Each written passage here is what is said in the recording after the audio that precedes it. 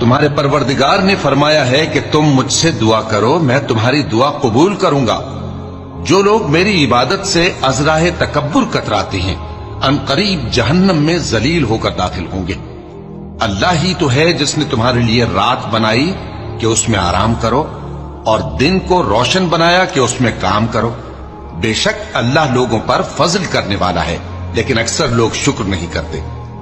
یہی اللہ تمہارا پروردگار ہے جو ہر چیز کا پیدا کرنے والا ہے، اس کے سوا کوئی معبود نہیں، پھر تم کہاں سے بھٹکائے جاتے ہو؟